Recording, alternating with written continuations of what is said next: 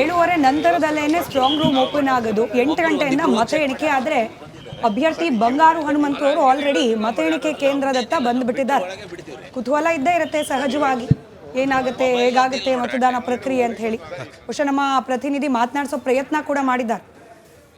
ಮತ ಎಣಿಕೆಗೆ ಕ್ಷಣಗಣನೆ ಆರಂಭವಾಗಿದೆ. ಈಗಾಗಲೇ ಬಳ್ಳಾರಿಯ ಪಾಲಿಟೆಕ್ನಿಕ್ ಕಾಲೇಜ್ಗೆ ಬಿಜೆಪಿಯ ಬಂಗಾರು ಹನುಮಂತು ಅಭ್ಯರ್ಥಿ ಅವರು ಬಂದಿದ್ದಾರೆ. ಏನು ಹೇಳ್ತಾರೆ ಅಂತಕ್ಕಂಥದ್ದನ್ನು ನಾವು ಕೇಳೋಣ. ಸರ್, ಮೊದಲನೇದಾಗಿ ಬಂದಿದ್ದೀರಿ, ಏನು ಹೇಳ್ತೀರಿ ಸರ್? ಏನಿಲ್ಲ, 100ಕ್ಕೆ 100ರಷ್ಟು ಗೆಲುವು ಸಂಡೂರು ವಿಧಾನಸಭಾ ಕ್ಷೇತ್ರದಲ್ಲಿ ಖಚಿತ. ಹಾಗಾಗಿ ಸಂಡೂರಿನ ಜನತೆ ಬದಲಾವಣೆ ಮಾಡ್ಬೇಕಂತಂದೇಳಿ ಒಂದು ತೀರ್ಮಾನ ಮಾಡಿದ್ರು. ಅದರಂತೆ ಈ ಬಾರಿ ಸಂಡೂರಲ್ಲಿ ಕನಿಷ್ಠ ಅಂತಂದರೆ ಒಂದು 10ರಿಂದ 15 ಸಾವಿರ ಮತಗಳಲ್ಲಿ ಗೆಲ್ತೀವಿ ಅನ್ನೋ ವಿಶ್ವಾಸ ಇದೆ. ಯಾವ ಸ್ಟ್ರಾಟರ್ಜಿ ವರ್ಕೌಟ್ ಆಗ್ತದೆ ಸರ್ ಈ ಸರ್?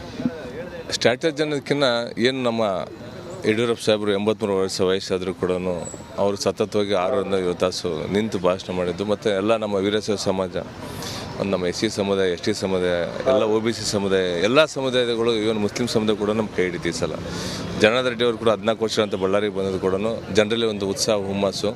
ಮತ್ತು ನಾನು ಅಭ್ಯರ್ಥಿ ಆದಮೇಲೆ ಎಲ್ಲ ನಮ್ಮ ದಿವಾಕರ್ ಸಹೋದರ ಇರ್ಬೋದು, ಮತ್ತು ಎಲ್ಲ ಆಕಾಂಕ್ಷಿಗಳು ಒಗ್ಗೂಡಿ ಇವತ್ತು ನಮ್ಮ ಜನಾರ್ದನ್ ರೆಡ್ಡಿ ಅವರು, ರಾಮುಲು ಅಣ್ಣನವರು ಎಲ್ಲರೂ ಗಟ್ಟಿಯಾಗಿ ನಿಂತು ಈ ಒಂದು ಚುನಾವಣೆ ಎದುರಿಸಿದ್ವಿ. ಹಾಗಾಗಿ ಸಾಕಷ್ಟು ಕಾರ್ಯಕರ್ತರ ಶ್ರಮವಹಿಸಿ ಒಂದು ಒಗ್ಗಟ್ಟಿನ ಬಲವಿದೆ ಅಂತಂದೇಳಿ ಈ ಒಂದು ಚುನಾವಣೆಯಲ್ಲಿ ನಾವು ತೋರಿಸ್ಕೊಟ್ಟಿದ್ದೀವಿ. ಹಾಗಾಗಿ ನಮಗೆ 100ಕ್ಕೆ 100ರಷ್ಟು ಗೆಲುವು ಖಚಿತ, ಒಂದು ಇತಿಹಾಸ ಸೃಷ್ಟಿ ಮಾಡ್ತೇವೆ ಅನ್ನೋ ನಂಬಿಕೆ, ವಿಶ್ವಾಸ ಇದೆ. ಇದಿಷ್ಟು ಬಿಜೆಪಿಯ ಬಂಗಾರು ಹನುಮಂತು ಅವರ ಮಾತುಗಳು. 100ಕ್ಕೆ 100ರಷ್ಟು ಈ ಬಾರಿ ನಾವು ಗೆಲ್ತೇವೆ, ಇತಿಹಾಸವನ್ನು ಸೃಷ್ಟಿ ಮಾಡ್ತೇವೆ ಅಂತಕ್ಕಂಥ ಮಾತನ್ನು ಹೇಳಿದ್ದಾರೆ. ಕ್ಯಾಮ್ರಾ ಪರ್ಸನ್ ದುರ್ಗೇಶ್ ಜೊತೆ K Suresh Chauhan, Republic Kannada, Ballari. Mostly ಇದು ನಮ್ಮ ಮೊದಲ ಎಕ್ಸ್ಕ್ಲೂಸಿವ್ ಅಂತ ಇವತ್ತಿನ ಎಕ್ಸ್ಕ್ಲೂಸಿವ್ ಅಭ್ಯರ್ಥಿ ಮತ ಎಣಿಕೆ ಕೇಂದ್ರದತ್ತ ಆಗಮಿಸಿದ್ದಾರೆ. ಅವರನ್ನು ಮಾತನಾಡಿಸುವಂಥ ಪ್ರಯತ್ನವನ್ನು ನಮ್ಮ ಪ್ರತಿನಿಧಿ ಸುರೇಶ್ ಮಾಡಿದ್ದಾರೆ. ನೋಡಿ, ಈ ಕುತೂಹಲ ಹೆಂಗಿದೆ ನೋಡಿ. ನಮ್ಮ ಡಿಜಿಟಲ್ ಪ್ಲಾಟ್ಫಾರ್ಮ್ ಅಲ್ಲಿ ರಾಘವೇಂದ್ರ ಅವ್ರ ಪ್ರಕಾರ CPY ಗೆಲ್ತಾರಂತೆ ಚನ್ನಪಟ್ಟಣದಲ್ಲಿ, ರಘು ಅವ್ರ ಪ್ರಕಾರ ನಿಖಿಲ್ ಕುಮಾರಸ್ವಾಮಿ, SG ನಾಯಕ್ ಅವ್ರು ಹೇಳ್ತಿದ್ದಾರೆ ಸಂಡೂರಿನಲ್ಲಿ ಬಿಜೆಪಿಗೆ ಜಯ ಪಕ್ಕ, ನವೀನ್ ಕುಮಾರ್ ಅವ್ರು ಹೇಳ್ತಿದ್ದಾರೆ ಕಾಂಗ್ರೆಸ್ ಬಡವರ ಪಕ್ಷ, ಹೀಗಾಗಿ CPY ಗೆಲ್ಬೇಕು. ಅಂದ್ರೆ ನಮ್ಮ ಡಿಜಿಟಲ್ ಪ್ಲಾಟ್ಫಾರ್ಮ್ ಅಲ್ಲೂ ಕಾಂಪಿಟೇಷನ್ ನಡೀತಿದೆ, ಯಾರು ಗೆಲ್ತಾರೆ ಯಾರು ಬಿಡ್ತಾರೆ ಅಂತ ಹೇಳಿ. ಆದ್ರೆ ಶಿಗ್ಗಾವಿ ಮತ್ತು ಸಂಡೂರು ಒಂದ್ ಹಂತಕ್ಕೆ ಲೆಕ್ಕಾಚಾರಗಳು ಸಿಗ್ತಾ ಇದೆ, ಅಂದ್ರೆ ನಿರೀಕ್ಷೆಗಳು ಇದೆ. ರಾಮಕೃಷ್ಣ ಬರ್ರಿ, ಹಿಂದಕ್ಕೆ ಬರ್ರಿ.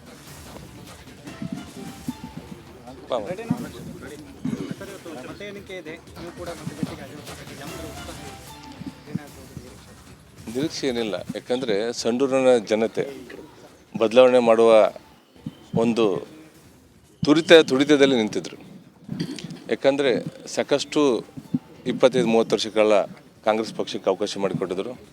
ಈ ಬಾರಿ ಜನತೆ ಬದಲಾವಣೆ ಮಾಡ್ಬೇಕಂತಂದೇಳಿ ಬಯಸಿದರು.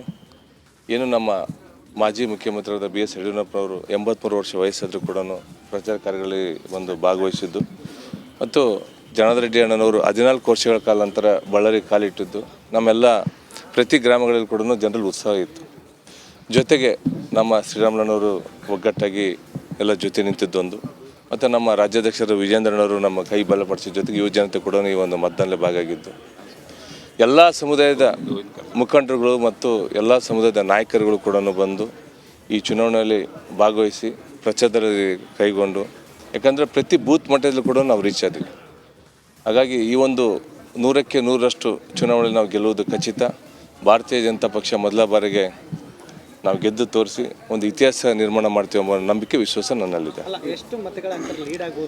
10ರಿಂದ 15 ಸಾವಿರ ಮತಗಳು ನಾವು ಗೆಲ್ತೀವಿ. ಹೌದು, ಈಗ ಯಾಕಂದರೆ ನಾವು ತುಕಾರಾಮ್ ಅವರು ಮತ್ತು ತುಕಾರಾಮರ ಪತ್ನಿ ವಿರುದ್ಧ ನಾವು ಚುನಾವಣೆ ಮಾಡಿಲ್ಲ. ಆ್ಯಕ್ಚುಲಿ ಇವತ್ತು ಅವರು ಸೋಲ್ತಿ ಎಂಬ ಭಯದಿಂದ ಸ್ವತಃ ರಾಜ್ಯದ ಮುಖ್ಯಮಂತ್ರಿಗಳನ್ನು ಕರೆಸಿ ಸುಮಾರು 18 ಕಡೆ ಪ್ರಚಾರ ಮಾಡಿದ್ರು ಸತತ 3 ದಿನದ ಕಾಲ. ಹಾಗೆ ಒಬ್ಬ ರಾಜ್ಯದ ಮುಖ್ಯಮಂತ್ರಿಗಳಾಗಿ ಭಾಳ ರಾಜ್ಯದ ಈ 3 ಕ್ಷೇತ್ರಗಳಿಗೆ ಯಾವಾಗ ಚುನಾವಣೆಯ ದಿನಾಂಕ ಘೋಷಣೆ ಆಯಿತೋ ಆಗಿನಿಂದಲೂ ಕೂಡ ದೊಡ್ಡ ಮಟ್ಟದ ಸದ್ದು ಸುದ್ದಿಗೆ 3 ಕ್ಷೇತ್ರಗಳು ಕಾರಣ ಆಗಿತ್ತು. ಅದರಲ್ಲಿ ಶಿಗ್ಗಾವಿ ಕೂಡ ಒಂದು. ಬಸವರಾಜ ಬೊಮ್ಮಾಯಿಯಿಂದ ತೆರವಾಗಿರುವಂತಹ ಸ್ಥಾನಕ್ಕೆ ಯಾರಿಗೆ ಟಿಕೆಟ್ ಕೊಟ್ಟರೆ ಗೆಲ್ಲಬಹುದು ಅನ್ನುವಂಥ ಲೆಕ್ಕಾಚಾರ ಬಿಜೆಪಿ ಪಾಳ್ಯದಲ್ಲಿ ಜೋರಾಯಿತು. ಇಲ್ಲ ಅವರ ಪುತ್ರನಿಗೆ ಟಿಕೆಟ್ ಕೊಟ್ಟರೆ ಆ ಕ್ಷೇತ್ರವನ್ನ ಉಳಿಸಿಕೊಳ್ಳಬಹುದು ಅಂತ ಹೇಳಲಾಯಿತು. ಆ ನಂತರ ಕಾಂಗ್ರೆಸ್ ಪಾಳ್ಯದಿಂದ ಯಾಸಿರ್ ಖಾನ್ ಪಠಾಣ್ ಅವರಿಗೆ ಟಿಕೆಟ್ ನೀಡಲಾಗಿದೆ. ಇಬ್ಬರ ನಡುವೆ ಯಾರಿಗೆ ಏಲಕ್ಕಿ ಹಾರ ಹಾಕಬಹುದು ಮತದಾರ ಅನ್ನೋದು ಸದ್ಯ ಇರುವಂತಹ ಕುತೂಹಲ. ಆ ಕುರಿತ ಒಂದು ರಿಪೋರ್ಟ್ ನಿಮ್ಮ ಮುಂದೆ.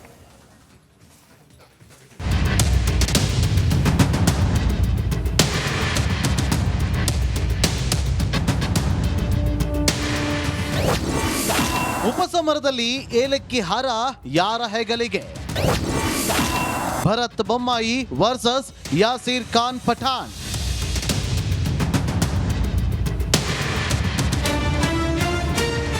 ರಣರಂಗವಾಗಿದ್ದ ಹಾವೇರಿಯ ಶಿಗ್ಗಾವಿ ಕ್ಷೇತ್ರದಲ್ಲಿ ವಿಜಯಲಕ್ಷ್ಮಿ ಯಾರಿಗೆ ಒಲಿಯುತ್ತಾಳೆ?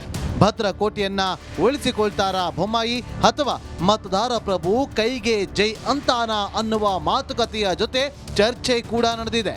ಆ ಕುತೂಹಲಕ್ಕೆ ಇವತ್ತು ತೆರೆ ಬೀಳಲಿದೆ.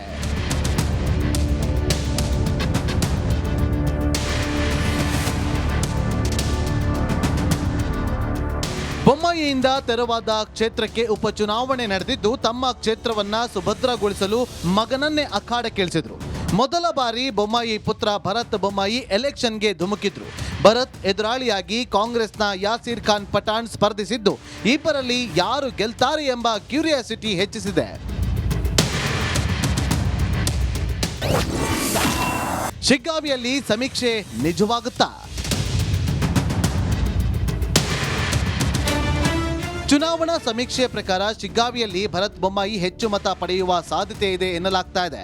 ಭರತ್ ಬೊಮ್ಮಾಯಿಗೆ 47% ಮತ ಸಿಗುವ ಸಾಧ್ಯತೆ ಇದ್ದು ಯಾಸಿರ್ ಖಾನ್ ಪಠಾಣ್ಗೆ 41% ಮತ ಸಿಗಲಿದೆ ಹಾಗೂ ಇತರರಿಗೆ 12% ವೋಟ್ ಸಿಗುವ ಸಾಧ್ಯತೆ ಇದೆ ಎನ್ನಲಾಗ್ತಾ ಇದೆ.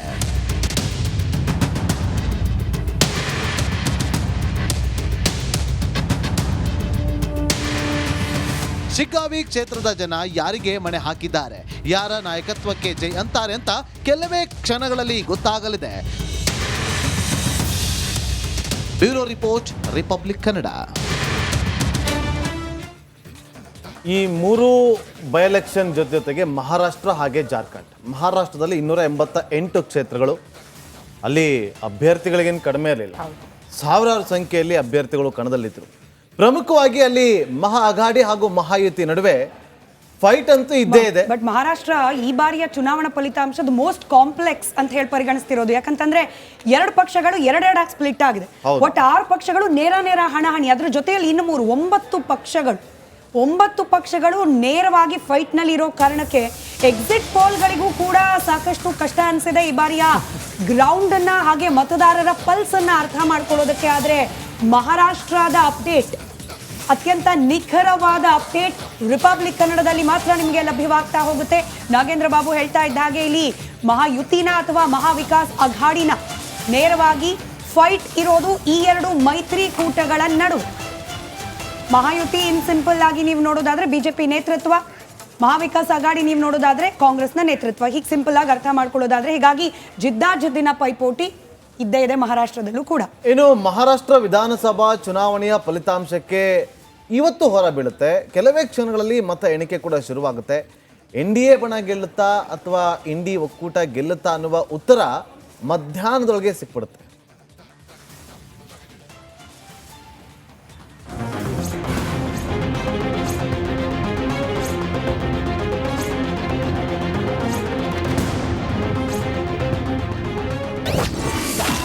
ಮರಾಠ ನಾಡಿನ ಗದ್ದುಗೆಯ ಜನಾದೇಶ ಯಾರ ಪರ?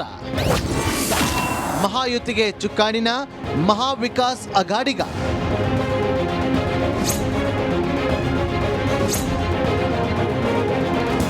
ಮಹಾರಾಷ್ಟ್ರ ಚುನಾವಣೆಯ ಫಲಿತಾಂಶಕ್ಕೆ ಕ್ಷಣಗಣನೆ ಶುರುವಾಗಿದೆ.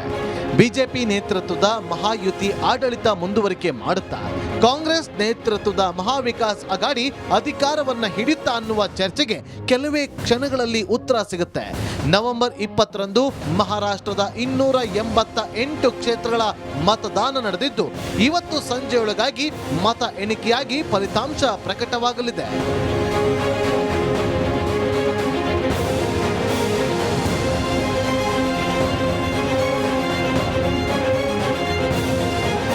ಬಿಜೆಪಿ ನೇತೃತ್ವದ ಮಹಾಯುತಿಯಲ್ಲಿ ಬಿಜೆಪಿ ಹೊರತಾಗಿ ಹಾಲಿ ಸಿಎಂ ಏಕನಾಥ್ ಶಿಂದೆಯ ಶಿವಸೇನಾ ಬಣ, ಅಜಿತ್ ಪವಾರ್ ನೇತೃತ್ವದ ನ್ಯಾಷನಲಿಸ್ಟ್ ಕಾಂಗ್ರೆಸ್ ಪಾರ್ಟಿ ಪ್ರಮುಖ ಪಕ್ಷಗಳಿದೆ.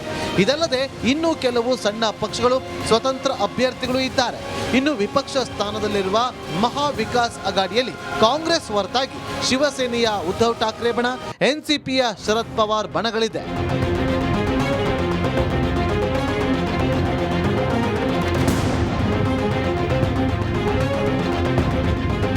ಮಹಾರಾಷ್ಟ್ರದಲ್ಲಿ 228 ಕ್ಷೇತ್ರಗಳಿಗೆ ಒಂದೇ ಹಂತದಲ್ಲಿ ವಿಧಾನಸಭಾ ಚುನಾವಣೆ ನಡೆದಿದೆ. ಬಿಜೆಪಿ 149